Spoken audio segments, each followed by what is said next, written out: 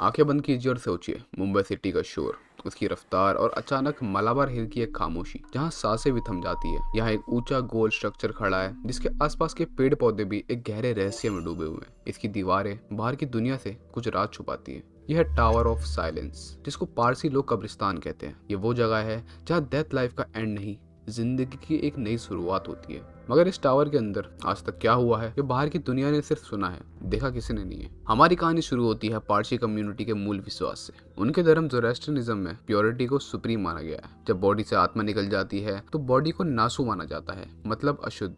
उनका विश्वास है कि नासू बॉडी को 3 पवित्र तत्वों धरती, पानी और आग से टच नहीं होना चाहिए, क्योंकि ये तीनों तत्व डिवाइन एलिमेंट होते हैं। इसी वजह से पारसी लोग ना दफनाते हैं न जलाते हैं, तो फिर क्या करते हैं? इस सवाल का जवाब उनकी प्रक्रिया में छुपा है। The journey from Persia to India. ये अद्भुत रिवाज हम तक कैसे पहुंचा? इसका सफर शुरू होता है एंशियंट पर्शिया, मतलब आज के ईरान से। जब इस्लामिक रूल के दौरान पारसी लोग को अत्याचार का सामना करना पड़ा तो उन्होंने अपना धर्म और परंपरा बचाने के लिए समुद्र के रास्ते इंडिया की तरफ सफर किया। वो अपने साथ ज़ोरास्ट्रियन आग और धर्मा का कॉन्सेप्ट लाए। 17th और 18th सेंचुरी में जब पारसी लोग व्यापार के लिए बॉम्बे और पूना में सेटल हुए, तब उन्होंने ये आइकॉनिक टावर बनाया। मुंबई का मालाबार हिल और पुणे का टावर सिर्फ स्ट्रक्चर नहीं है, ये उनके पूर्वजों का संघर्ष की निशानी है। The British and the sacred tower.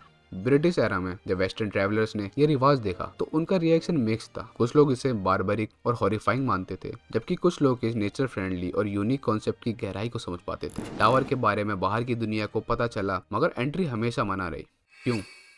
क्योंकि ये धकमा सिर्फ एक बिल्डिंग नहीं, ये मोस्ट सैक्रेड साइट है। नाशू बॉडी को हैंडल करना सिर्फ कुछ निश्चित लोगों का काम है, जैसे कि पारसी पाल बैरियर्स या नेसेसेलर्स। आउटसाइडर के एंट्री से ये अपवित्र हो जाता है। Inside the tower, the circle of life. अब हम टावर के डिजाइन और प्रक्रिया को देखते हैं। इमेजिन कीजिए ये गोल और ऊंचा होता है। रूफ पर 3 कंक्रीट सर्कल होते हैं। बाहर के सर्कल में पुरुष, बीच के सर्कल में महिलाएं और अंदर के सर्कल में बच्चे रखे जाते हैं। सेंटर में एक गहरा गड्ढा होता है, बॉडी को यहाँ रखा जाता है और आसमान के दूत अपना काम करते हैं। ये रिचुअल धरती, पानी और आग को शुद्ध रखता है। जब वल्चर बॉडी को कंज्यूम कर लेते हैं तो बाकी बची हड्डियों को धूप और हवा से साफ किया जाता है और वो सेंटर के पित्त में चली जाती है। वहां छनकर वो जमीन में डिकम्पोज होकर मिल जाती है। The mystery and the strange account. दोस्तों, यही इस कहानी का सबसे ड्रामा भरा हिस्सा है। टावर के अंदर क्या होता है ये कभी किसी बाहर के लोग ने देखा ही नहीं। सब कुछ गुप्त रखा गया है। कल्चर, रिस्पेक्ट और सीक्रेसी का यही एक रीजन है। लेकिन रियल स्टोरी और अकाउंट बताते हैं कि लोगों ने टावर के आसपास अजीब एक्सपीरियंस फील किया है। कुछ लोगों ने वल्चर की अजीब आवाजें सुनी हैं, कुछ लोगों ने अनएक्सप्लेन्ड साइलेंस महसूस किया है और कुछ लोगों ने आसमान में चक्कर लगाते हुए सैकड़ों गिद्धों के झुंड को